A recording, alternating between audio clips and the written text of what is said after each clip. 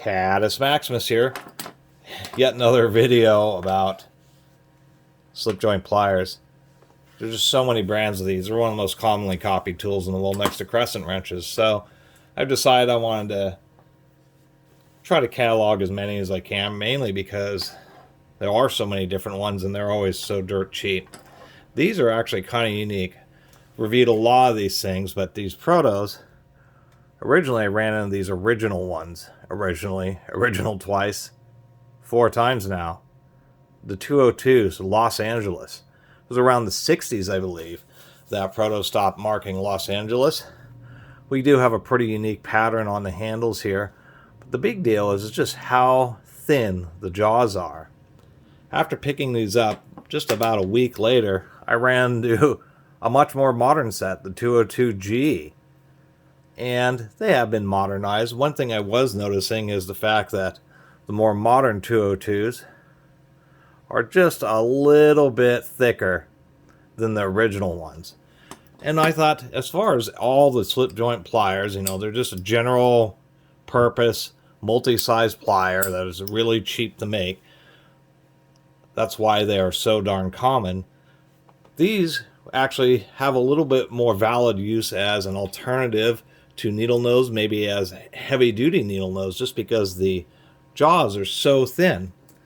I think they're having a little bit of issues with them getting bent or something, and that's why they decided to increase the thickness.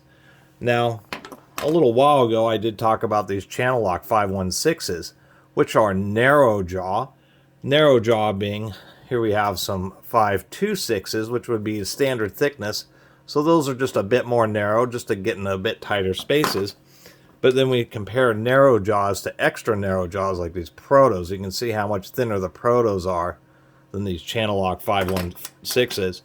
And the old Proto LA are much, much thinner.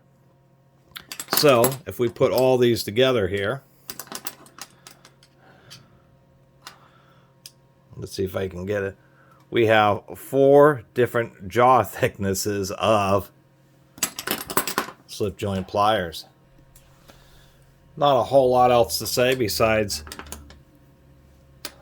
it's just interesting that Proto, I'm not sure how many other manufacturers are actually making really narrow jaw versions of these, but I could certainly see them coming in handy. Once again, just the situations where you might use a needle nose, but just with the thin tips of the needle nose, especially if you're doing real heavy twisting operations, that's where needle nose get really bent. So these just may happen to work in those types of situations.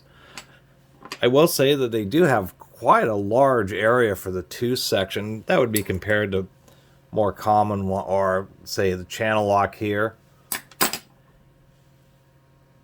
And it seems to have gotten even smaller on the really modern channellocks, but the teeth are just super aggressive on these channellocks. And they are probably what I'd recommend if you somehow, for some reason, are on a tool truck or at the store and kind of like the idea of slip joint pliers, then I would recommend these channellocks. They're just nice and really heavy duty for the modern ones. For narrow jaw ones, the Proto 202Gs are pretty neat, and I also think it's neat that they've been making essentially the same set of pliers for decades. Anyway, really, oh, one last thing I will mention about these Protos is we can see that the handles got a little bit wider. You know, they did plastic coat the modern ones. But if we take a look at, say, these channellock narrow jaws, they have really extra wide handles, and they're just a bit more comfortable. Same thing on these super modern ones. And so I think Proto could probably take a note from that and just make a little bit wider handles just so they're a little bit more comfortable. Anyway, really appreciate everybody who's been watching and subscribing. If you haven't subscribed, please do. Till next time, Catus Maximus out.